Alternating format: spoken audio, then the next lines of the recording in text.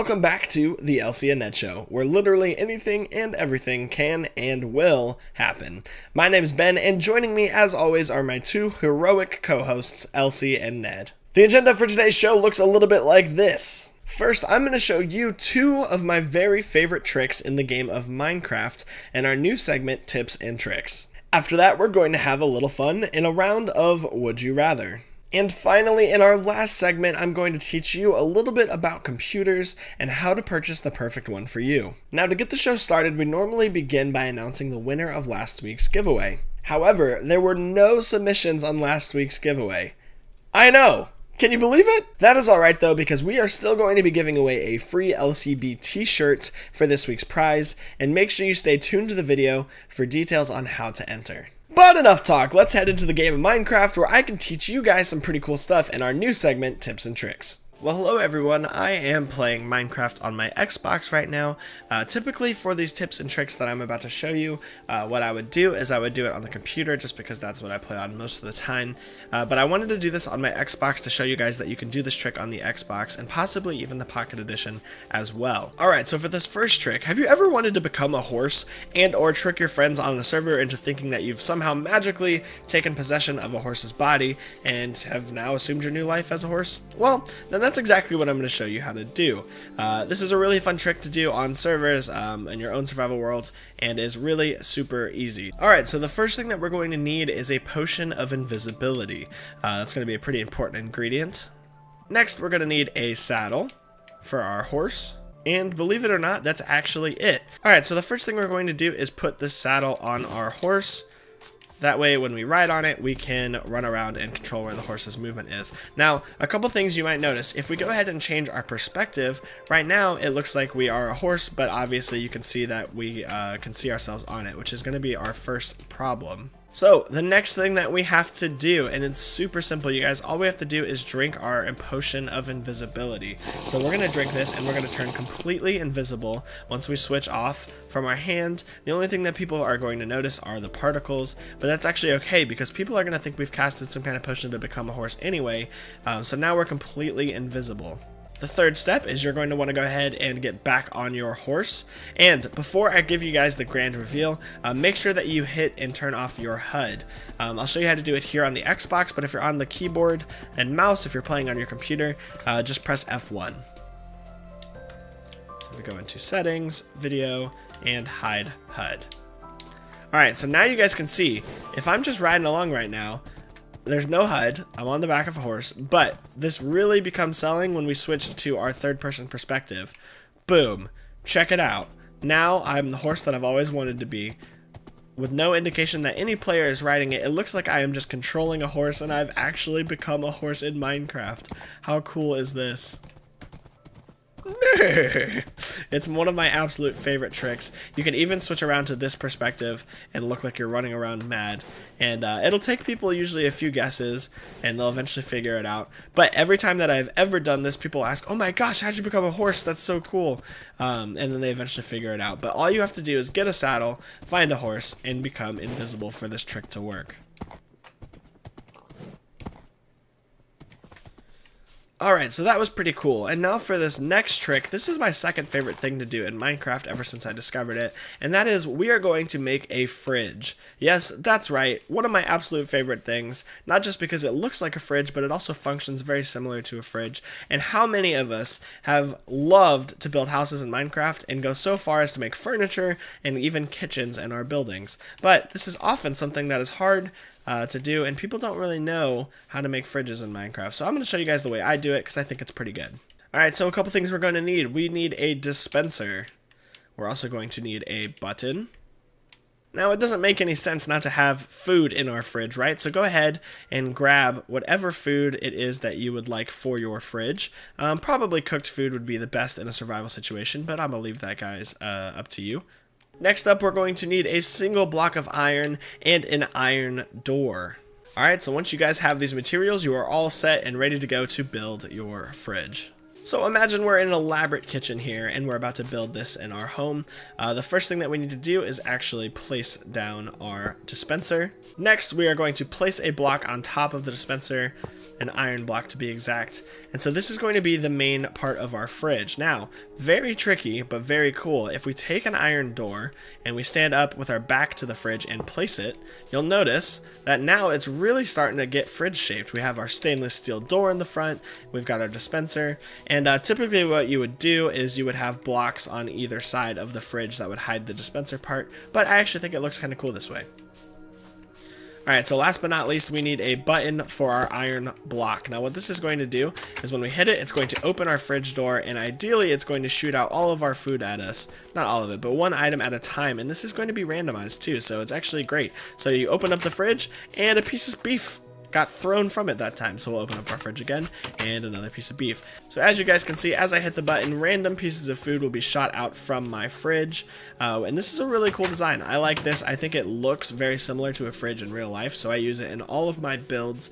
But it's also functions very similar to a fridge. Obviously, if you wanted to pick specific foods, you could just go inside your dispenser and grab them. But I think this is a really neat mechanic and is fun to show your friends on their server. Alright you guys, it's getting nighttime, so I'm going to start running for my life, but I hope you enjoyed these tips and tricks in Minecraft. Let me know in the comments down below what you guys think, and I'll see you guys in the next segment. I hope you all enjoyed those goofy tricks in Minecraft, as they are some of my absolute favorite things to do. To keep the fun going, we're going to play a round of Would You Rather, a game where two options are presented before you and I, and we have to pick which one we would rather do if we must. This is going to be the giveaway for this week. Make sure that you guys comment down below your answers to these Would You Rather questions, and I will select a random winner from all of the participants. Sound good? Understand the rules? Let's go. Alright, question number 1. Would you rather eat your favorite meal for every meal for the rest of your life, or never be able to eat your favorite meal again? That's really tough. I think my favorite meal would probably have to be mac and cheese. Great answer. I think so. But I don't know if it would be my favorite if I had to eat it for the rest of my life for every meal, breakfast, lunch, and dinner. So as sad as it is, I'd probably just never eat mac and cheese again, so I can mix it up and eat other foods as well. Plus, I can't imagine eating only mac and cheese would be very good for you. So, pretty easy answer. I guess I'd rather never eat it again. Next question, would you rather live in a place where it is always hot or always cold? This one's pretty easy for me. I hate the hot weather. I would much rather it be cold because at least I can just add more clothes and get under blankets. If it's hot, there's not much I can do. Alright, our third question is, would you rather control space or time? That's a really tricky question. I don't really understand what space means. Does that mean I can just control everything? Like I have force powers? Or I don't really know. But it sounds like the cooler one to me. Although if I choose time, could I go back in time and then change my answer to space? Not really sure. But just for that alone, I think I'm going to have to give the edge to time. I would rather control time. Plus, it'd be kind of cool to go visit old ancient times and see how they did things back then, too. So, yeah, I'll go with time. All right, the fourth question is, would you rather wear clown shoes every day or a clown wig every day? I imagine a clown wig would be pretty inconvenient, and you wouldn't really be able to go to formal events. Although, you'd probably be great at children's birthday parties. So, I think I'd go with the clown shoes. I guess that's the less weird one of the two options. I'm not sure. Let me know what you guys think. And then our last question for this segment of Would You Rather is, would you rather only be able to jump everywhere you go or only be able to walk on your hands? I can't walk on my hands as is, so I guess I would just magically gain that ability. But it seems like that'd be really tiring and inconvenient. Actually, both of them kind of would be. I guess I would rather jump everywhere that I'd have to go. Alright, so that has been this week's Would You Rather. I hope you guys enjoyed those questions, and definitely be sure to let me know your answers to them in the comments down below. Don't forget, this is how you enter into the giveaway for this week, so it's really important that you guys do this. Alright, so here at LCB, we get this question a lot. How do I know what kind of computer to buy? And we get this question so often that I figured it would be a perfect opportunity for us to talk about the answer on the show. Most of the time when people ask us this question, it's because they're interested in getting a computer for the home that is capable of playing Minecraft. However, when it comes to deciding what kind of PC that you would like to get in any type of situation, it's important that the first step you must do is establish your need. Are you going to be using this computer to play games? Are you going to be using it to edit videos? Are you going to be using it for casual web browsing? Are you going to be using it for processing spreadsheets and PowerPoint?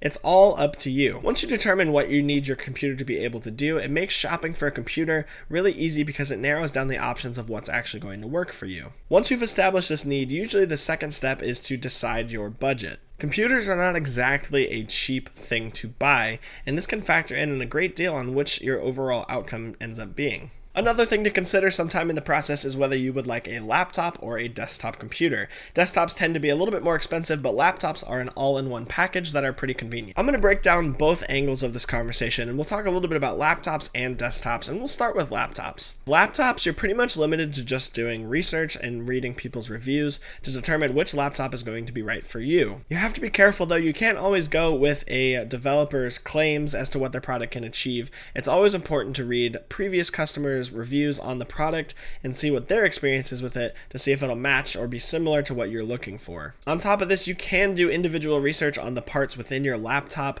which is something I'll get into here in just a second when we talk about the desktops, but different parts do different things, and knowing what is happening inside of your computer is very important to knowing if it's going to be the right one for you. But generically speaking, since we always get asked what kind of computer do I need to play Minecraft, Minecraft's not a very demanding game, and most computers I would say would be able to run it reasonably well. For any kind of personalized recommendations, let me know in the comments down below if you guys are interested in looking for a computer, and I'll definitely let you guys know which laptops I think would be good choices for you. But moving on to what I would deem probably my favorite is the desktop. Now, this solution is not going to be right for everybody, especially if you are of the younger age. Laptops are convenient and you can bring them on the go, but there's nothing like having a great workstation at your home in the form of a desktop. To put it simply, you can just get more out of a desktop than you can out of a laptop, and they're completely customizable to you and what options you would like. Obviously, the major downside is you can't bring it there with you, but if you're going to be doing most of your computing or playing on your computer at home, then this is probably going to be a good solution for you. Now, similar to the laptop, one of the only ways to learn about the individual PC parts of your computer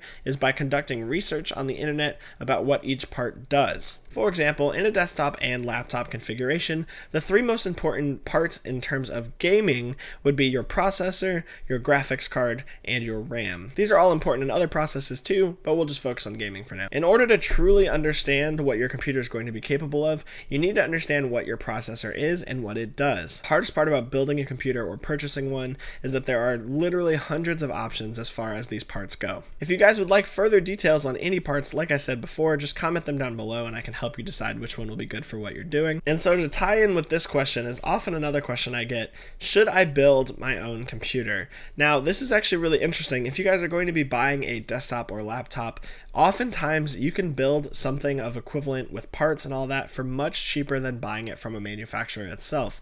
The reason is, obviously these companies have to make some money, so the parts themselves are not just what you're paying for, but you're also paying for the labor and the convenience of them assembling the machine. The good news is that I actually think computer building is really fun and interesting and is a great way for children, adults, anyone who doesn't know to get involved with technology and understand their computer better. Not only would you be saving money when you decide to build your own system, but every part from there on becomes hand-picked, and every decision that you make for that computer is tailored to your exact needs. Now again, the most important parts of the computer are the processor, graphics card, RAM, and arguably motherboard, but there's only a few more components to that actually go into a build, and building computers is a lot easier now than it used to be. I'm serious, guys. If you can build with Legos, you can build a computer. The modernization of technology has made it so it's really plug and play, and we might have a build guide on computers here in the future on our YouTube channel, but in the meantime, if you guys are seriously considering building your own computer and searching this option, there are tons of guides on YouTube that you guys could watch, and it really isn't that scary. I've built computers before, and it's always a lot of fun for me. Now, to summarize this rant on how to know which computer is the right one for you, I'm going to leave you guys with a very valuable link to a website that's going to help you guys if you do decide to build your own computers, or if you just want to research parts that you could find in computers that you can buy. I think a vast majority of you guys will probably pick the convenient option of buying a laptop or a pre-built system just to know that it works, and that's totally okay, but just understand that building a computer can be very special and will save you a little bit on the cost. So that link I promised you is PCPartPicker.com. This website's absolutely great for gaming enthusiasts and computer builders alike. It does list pre-built systems that you can look and see how much it costs exactly by breakdown, what parts are in the system builds, and everything. It's definitely a great link to check out whether you're going to buy a laptop computer or considering building your own, because it's got an archive of basically every computer part out there, how much it's going to cost you, and reviews of that part, and it's just a really good forum to ask questions as well. Obviously, within the confines of this video, I'm not going to have enough time to go into detail, but for a third time, if you guys do have questions, please let me know down in the comments down below, and you can check that website first to get your research started. This will be a huge resource for you guys in learning what computers are going to be right for you. So that all being said, there's no definite answer to which computer will be perfect for each of you. It's a very individual thing, and every computer has different strong points and weak points, and it's just a balance of finding out, like I said, the need for your computer, deciding your budget, and deciding your platform, whether you want a laptop or whether you want to go ahead and start the adventure of building your own computer. These are all things that need to be considered and factored into which computer is right for you. Well, everyone, I hope you enjoyed this week's episode of the Elsie and Ned Show. Don't forget to leave us a comment down below of what you thought of it and ask us any questions that you may have. Thanks for tuning in, and we'll see you guys in the next episode. Bye!